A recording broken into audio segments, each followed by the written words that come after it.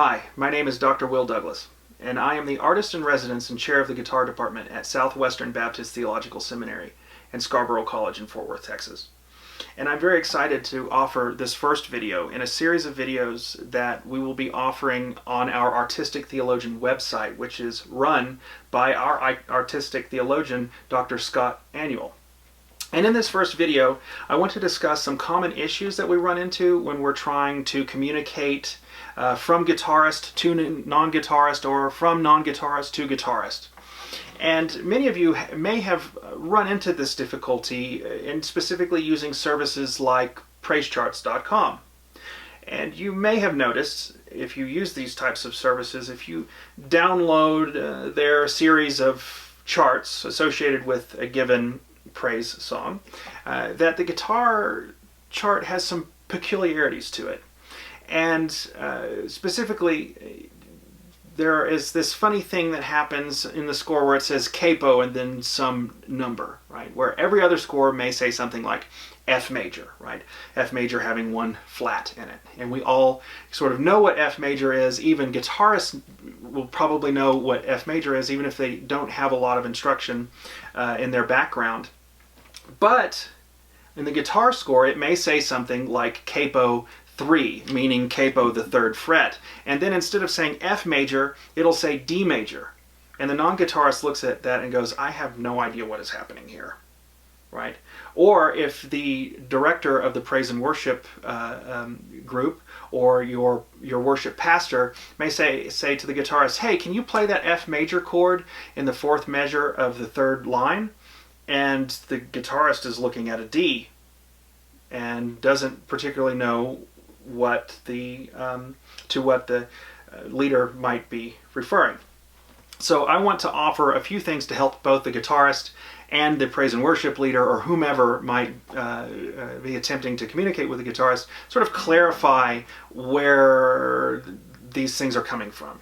So first off, I think it's important for a non-guitarist to understand that this isn't something unique to praise and worship guitarists, and it's actually not something that's unique to modern guitarists, right? So this idea of sort of chord shape based navigation of the guitar goes way back, centuries back, right? So we see things like the alphabetto arias from the early 1600s, right? Where singer-songwriters, you could call them, or sort of the 1600s equivalent, 17th century equivalent of the singer-songwriter, would have what was called an alphabetto aria.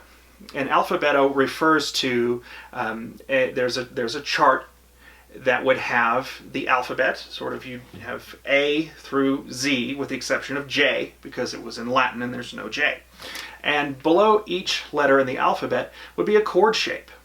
Now that chord shape would have nothing to do with the letter up above it, apart from it's just a way of labeling each one. So for example, if you looked at chord shape A, that's not an A minor chord, that's not a major chord. The letter associated with it just basically kept its place in the order of chords. So, you get to chord M, well, obviously there's no M major. That's not a harmony that exists, right? So it was just a way of labeling a particular configuration of the fingers in the left hand on the fretboard. So this idea of shape-based movement on the guitar is not new. So it doesn't particularly help our confusion as we try to communicate, say, keyboardist to guitarist or vocalist to guitarist. So the first thing I want to do is to help understand the layout of the instrument, right? So there are two documents associated with this video. One is a map of the guitar, and the other one is the sort of basic caged theory chord shape with a series of chord graphs on it, right? So I want to draw our attention first to the guitar map, right? And on the guitar map, it has sort of a funny way of showing us where all of the pitches are located on the guitar. If you're looking at the guitar map, you'll see on the left-hand side, it'll have the strings labeled 1 through 6, right? And then you'll see across from that or moving across from left to right, you'll see the different sort of pitches labeled from measure to measure. Now, this is sort of a funny thing for this map. You wouldn't want to read normal music this way. But for this map, each bar line or measure line represents actually a fret. So the very first one, you'll see, the first string, you'll see the note E, right? And that actually tells us the open string E, right? As if no fingers are being placed on the guitar. The next measure will be F. Well, that's the first fret. And then the second is actually blank. Right? That's F sharp. Then the third is G. Fourth fret or fourth measure, G sharp. Fifth fret, fifth measure, A. Right? And it has this sequence across, or series across all 6 strings. Right? So, for example, if I'm on the 6th string, we have E, then F, and then on the upper part of the guitar map, it skips all the sharps and flats. But if you want to look at the sharps and flats, if you just refer to the lower map, it'll have those there as well. So you have E, F, and then it goes to G, A at the 5th fret, B at the 7th fret, C at the 8th fret, D at the 10th fret, and E again at the 12th fret, right? And it does that for each of the 6 strings. Okay, so now I would like to refer to the chord graph, the series of chord graphs. So if you go to the basic caged theory sheet that's included with this video, you will see a series of chord shapes. So if you're looking at the chords, these chord graphs, you'll see in the top left-hand corner of each little box, you'll see C major, A major, G major, E major, and D major, and then a key, right? Now, you heard me refer to basic caged theory. Now, caged theory is based off of these chords, C, A, G, E, and D, which spell the word caged. And we have a series of dots on each one of these graphs, which refer to a place that we can put a finger.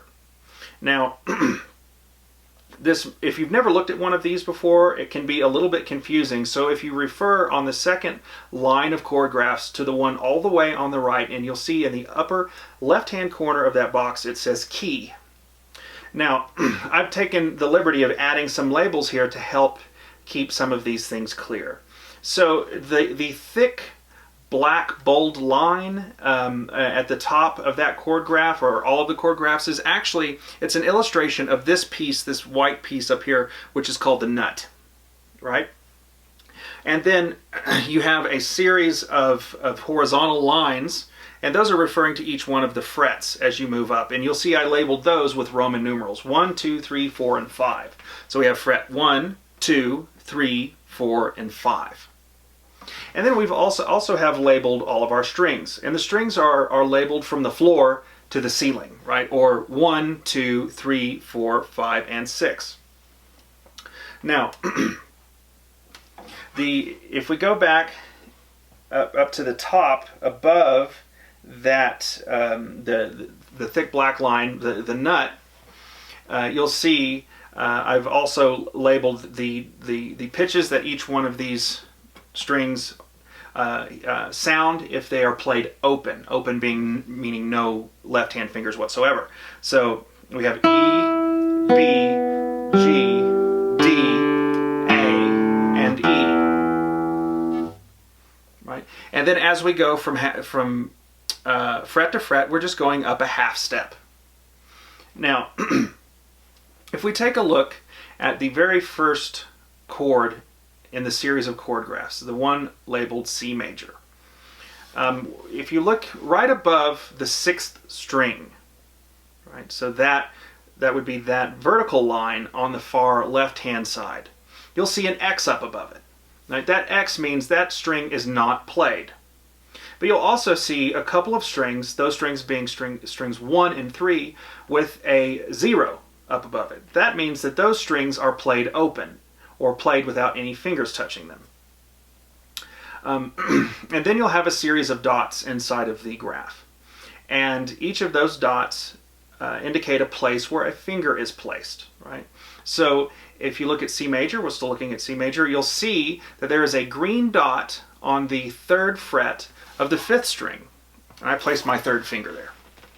And then you'll see a black dot on the 2nd fret of the 4th string.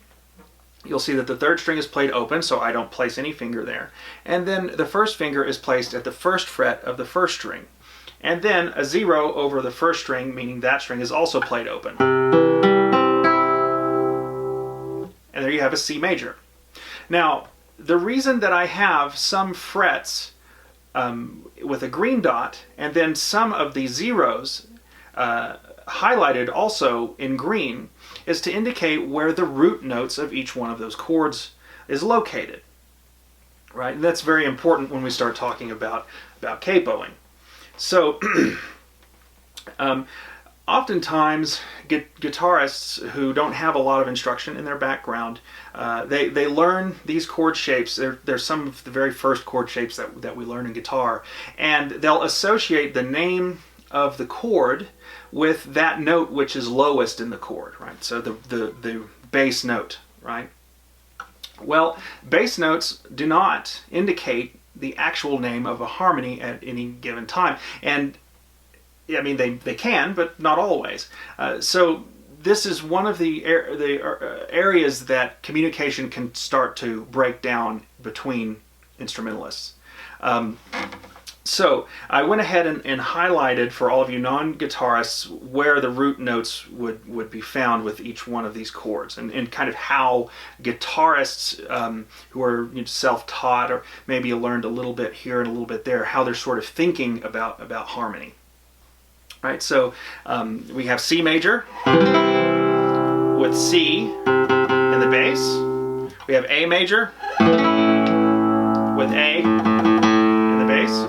We have G in the bass, E major, E in the bass, D major, D in the bass. Right? So these are all what we call root position chords. Now, going back to F major, the example that I mentioned before, and what the guitar chart would typically show, right up above the time signature in the clef on a praise chart, it'll say capo and then some Roman numeral indicating putting the capo on, we'll say, the 3rd fret in this case for F major. So this device, some of you non-guitarists have probably seen them before, especially if you work a lot in praise and worship setting. It's this device that essentially holds all the strings down in a particular position on a particular fret.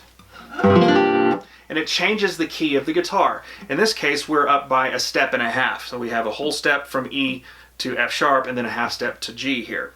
Now, if you'll take a look at that chord graph, the Cage Theory sheet, and take a look at the D major harmony, right?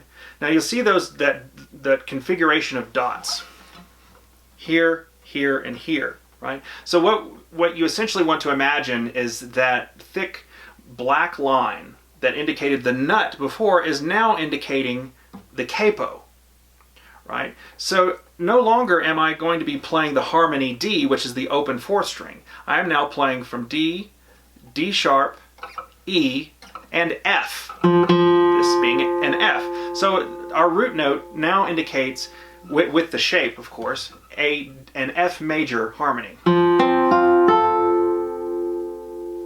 Okay, so with the capo, F major. Without the capo, now I just moved down, compensating for the capo being gone, and I'm back at D major. So this shape-based navigation of the guitar allows for very quick learning of how to play a certain quality of harmony, major or minor, but it can severely complicate communicating across different keys or learning to play in different keys. Right? learning the tuning of the guitar and learning how all of the different triads or chords are laid out across the instrument can be very, very complicated, right? And rather than trying to communicate with the guitarist how to find every triad on a guitar that is uncapoed, right, we can come to better understand the way that capoing is indicated on a given praise chart. And that way, if you're the praise and worship leader, you can refer to a given measure or a given harmony and understand a little bit better what is going through the guitarist's mind. Let's do a couple more examples. So let's go back to, say, C major, right? And then let's say, actually, I want to play in let's stick with capo 3. We can go to D major. So what I want to do is I want to then change C major, the root note. I want to move it up to D, right? So D is one whole step above C. So I go C, C sharp, D, right? So now I know that I have to move, since I move this 1, 2 frets, I have to go 1, 2, I have to go 1, 2, right? So from here, 1, 2. So now I have to keep my capo on the 2nd fret. And now I have D, F sharp, A, D, F sharp. And I can play every chord in this sequence. D, which this becomes B. G major moves up a whole step as well. E becomes E, F, F sharp, and then D becomes D, D sharp, E. Then you can move it up again if you'd like. So C becomes C sharp or D flat.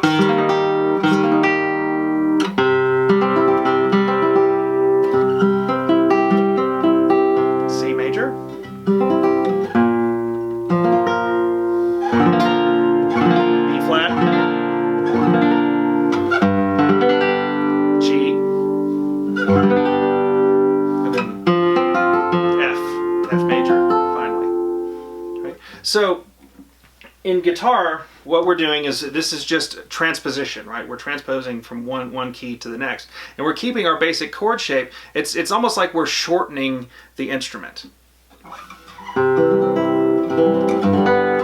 again, cage theory, C, A, G, E, and D then becomes transposable into just about any key that you want. Now this is a very basic form of the cage theory. There's much more involved ways of looking at cage theory, which we will discuss later, which also includes playing scales, sort of transposing scales, and learning kind of how to improvise and changing keys on the fly, these sorts of things. But I wanted to offer this first bit for all of you guitarists and non-guitarists so that you can sort of know what is in the mind of the other instrumentalists that you're working with. So I hope this has been a blessing to all of you, and I look forward to many more videos in the future. Thank you.